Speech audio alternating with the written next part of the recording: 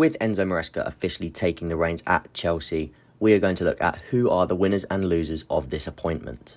Who suits the style of play, who doesn't, and who might end up being a square peg in a round hole. For me, the biggest winner of this change is Enzo Fernandez, who I think will be playing in that Harry Winks number 6 role, as he did for Enzo Maresca at Leicester. On the left, you can see Harry Winks' FB ref stats and his player profile for passing. This shows exactly why Enzo Fernandez would be perfect for this role, this 100-plus touch role, where he's on the ball, dictating play and orchestrating from that middle-of-the-park position.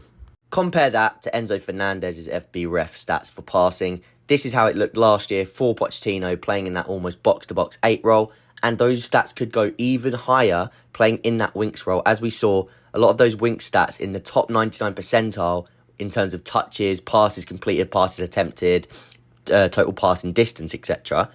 And what you get with Fernandez is a better version of that, a more progressive passer, a higher IQ, a higher footballing IQ, and positionally just so aware of how to circulate the ball and when to progress and break the lines with his passing. I'm going to do an entire video on how Enzo Fernandez is going to change this football team in terms of how under Maresca it could change. I'm dedicating a whole video to it because I think there's just so much to get into on that side of things. So stay tuned for that, because I want to try and invigorate the excitement around the Enzo Fernandez train and how he will change this team, especially under Enzo Maresca. Perhaps the biggest loser, in my opinion, is Ben Chilwell, down to the style of play and the position he would be on the pitch. As we've touched on in my tactics video, if you haven't already seen that, go back. It's the last video I did, and it's a deep dive of how Maresca likes to play. But the left back, especially, the positions that they will usually take up is either that of an inverting left back or / full back, going into the midfield, or becoming that left centre back in a back 3, which means Chilwell doesn't really suit that, as he is more of a touchline left back, even sometimes seen as that attacking wing back style. He's not the correct profile for a Maresca fullback, put it that way. I'm not to say that you won't like him at all in terms of as a leader off the pitch, because that is something we lack as a squad at the minute, and Chilwell has been here a very long time, and he does work very hard, so I could see him being used off the bench in that sense, but I definitely don't think he really suits the style of play for Maresca, and I think many of the players, such as Cucurella, in that same position are going to be favoured over Chilwell.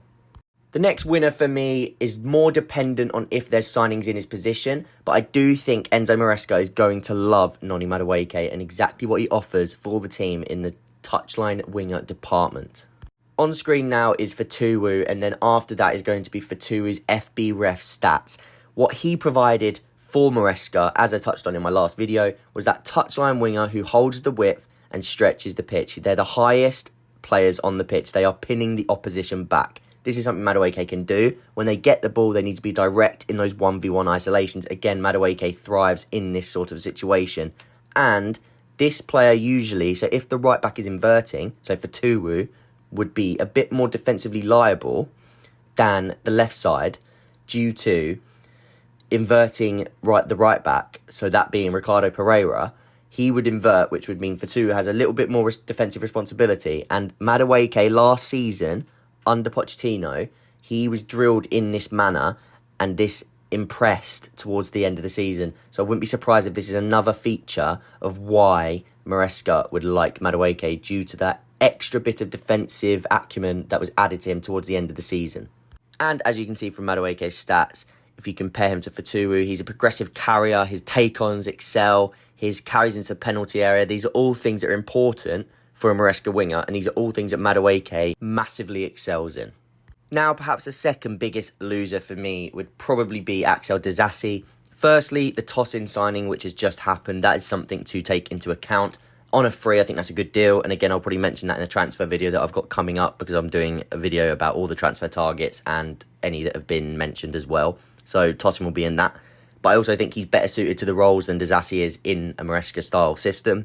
He's not the best channel defender to play in that right centre-back role. He's not exactly got the recovery pace for that. He is an aggressive defender, and he can do that. So Maresca might like that aspect of him. And he does offer a physical profile that we don't actually have many of, in terms of a 6'4", actually very strong, brute type player. But the only place I could see him working is as the central centre-back, because as I said, I don't think he's a very good channel defender out wide with his recovery pace.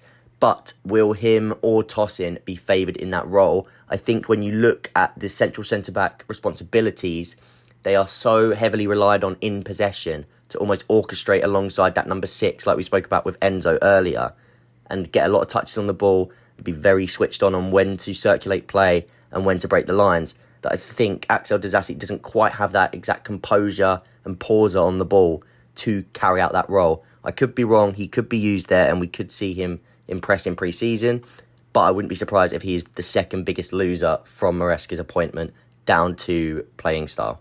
Now to speak about the 2 right-backs and compare them to Ricardo Pereira and why I think both of these right-backs can fill out that role and be very big winners of this Maresca appointment. Maresca needs these players to be high-quality technicians to begin with. They need to be able to invert into that midfield, very press-proof and very able to dictate play from the middle of the park alongside that number 6 and that central centre-back, as we said earlier. Those 3 are usually the ones that are going to be getting on the ball and trying to make things happen in terms of when to circulate play and when to progress play through the lines. Maresca also stresses that these players have to be in there for protection and they're in there for the counter-pressing purposes and also their defensive acumen, which is, again, these players have in abundance. They're very good tacklers, they're very able with their positioning, and they're very smart footballers. Especially with Reece James, and I think Malo Gusto has these qualities as well, but it's this press resistance that I spoke about, their ability to hold the ball for long periods of time, which will draw the press towards them to then play out of. Reece James is so good at using his body in that sense, of when to just hold on to the ball for a few extra seconds. Teams will start to try and swarm him, but he's just so good at protecting that ball and then getting it out of that area of the pitch, whether it's with a pass or driving through the lines. He's very good from that area, and this is somewhere he could really, really excel under Maresca. Now, let's talk about Christopher Nkunku. And one thing I really want to point out is when I say loser for Nkunku, this is not anything to do with his quality, because I still think he's going to be a massive part of this team, and he will probably even be a key feature in this team just due to his actual quality. But the reason I say loser is because I think he could be forced into playing in suboptimal roles due to his tactical flexibility and just how good of a player he is. I can see Christopher Nkunku being used as that Swiss Army knife player, sometimes playing off the left if that's what you want from him, sometimes even playing up front if other players aren't suited to that game, for example, playing as that 9.5 in the actual number 9 position. And I could also even see him playing as that number 8. Perhaps maybe his best role in this team would be as that attacking number 8, but I would prefer to see Palmer in there, which is why I think Nkunku could be seen to accommodate for other players just due to how good he is at multiple roles. Like I said, a Swiss Army knife player to accommodate for other players and so that other players can feature in their more optimal positions. Yes, we could see Nkunku in that number 8, which again I think is the best role for him, but his absolute best position is playing off the striker as a number 10. That's undeniable, and let's just see. I think Nkunku is the biggest one to watch in pre-season as to how Maresca identifies him and how he positions him in the side. Now to add a few other winners on, I've gone through my main 3 for each role, but Carney Chukwuemeka, I feel like I had to just throw him in here because I think if he stays fit, I think he's genuinely the perfect number 8 for Maresca role. He's brilliant at receiving between the lines, he's so good on the ball, he's so technically astute, brilliant at using his body to receive the ball, like I say, in tight spaces. He's very good at occupying those tight spaces. He's got a good ball striking for when he gets into those zone 14 areas. And he's just a progressive carrier between the lines. He's just perfect as that Maresca number 8. So he is definitely one to watch for me this season if, and it's a big if, he can stay fit and start to secure minutes in this side. Now, I thought it was worth mentioning Petrovic as a loser due to the Sanchez news about him being the number 1. And there was also some new keeper being signed rumours out there the last few days. I think this all comes down to that ball-playing ability of Petrovic. I don't think it's done for him at the club because I do think he'll stay around. His shot stopping is very good and there is a lot of potential for him to work on those short circulation passes and that composure to not go long, because it's not necessarily the passing ability that Maresca is so hell-bent on, but it is the composure to play out from the back and to put your foot on the ball, and even if you make a mistake, to continue to play that way, because that is what Maresca wants. Maresca is quoted that if his goalkeeper doesn't do that, he'll take them off and he'll play the second keeper, because he's so important. He stresses that part of his game so much that if they start forcing the ball long and losing possession from it, then he is not going to play you, because that is not in line with how he wants to play the game. Now, many people were asking me in the last video why I didn't mention Romeo Lavia, and it was mainly because we didn't see him last season, but I was one of the advocates to sign Romeo Lavia. I think he's absolutely outstanding. I think he's a gem of a talent. And to touch on him now, I think he will be a winner of this. Maresca knows him, but I also think he can play both of those roles to an extremely high level, being the number 6, where Enzo should play, or that Winks role, because of his passing ability, again, that press resistance, he's got that high IQ, but also as that number 8, receiving between the lines, he's got the physicality and the frame for that. I believe he has even further untapped potential as a ball carrier due to that athletic frame that he possesses, and he's also a very underrated technician and passer with the ball, so I think he's got a massive future in both roles as the 6 and the 8, and it's just whether it depends on injuries or whether he becomes favoured to one of the players. But him, Enzo and Casadei, all 3 of them are going to be very big in this squad going forward. So, I'm going to work on a video about the midfield, mainly about Enzo, but I will touch on Casadei and Lavia within that video as well. And lastly, I wanted to touch on Mudryk as a bit of a decisive season for him, because I've been speaking about this on a lot of streams that I've been on lately, and I think this is a massive season under this stricter condition that Maresca is going to suit him with. And I think it can be the perfect role for him. I think what's being asked of that touchline winger to almost hold the width, play really high up the pitch and pin the opposition. He's got the frightening pace that is going to scare opposition teams, that they're going to want to play a deeper block, and this is going to pin teams back because of him.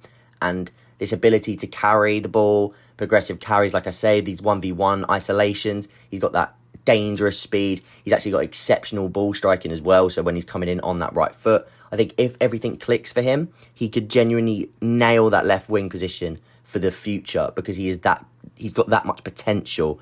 But my main worry is that tactical understanding and how quickly it will click with Maresca. That is a massive thing for Maresca, making sure that he's tactically astute and he knows exactly what his role is on the pitch. So I think the minutes for Mudryk, we'll see maybe slightly less at the start of the season whilst he's learning and whilst he's perfecting that role being asked of him. But then towards the end of the season, or even halfway through, if we start seeing more of Mudryk and he's picking up that role, then that will be his place to lose.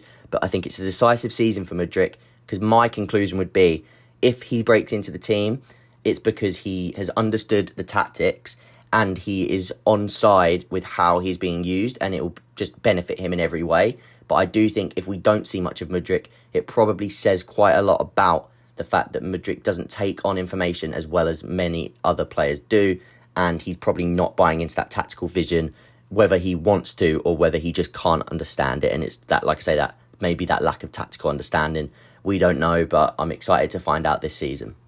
Let me know your biggest winners and losers of the Enzo Maresca appointment. There's some massive players that I haven't mentioned. I think Casadei is going to be brilliant in that number 8 role under Maresca, that box-to-box 8. I think Fofana, if he gets back from injury, is the perfect right centre-back for a Maresca side. At Colwill, I think he's going to be brilliant. I could see him playing multiple roles. I just think there's many players that can thrive in this system under Maresca and this principal change that has come to the club. So like I say, let me know yours down below.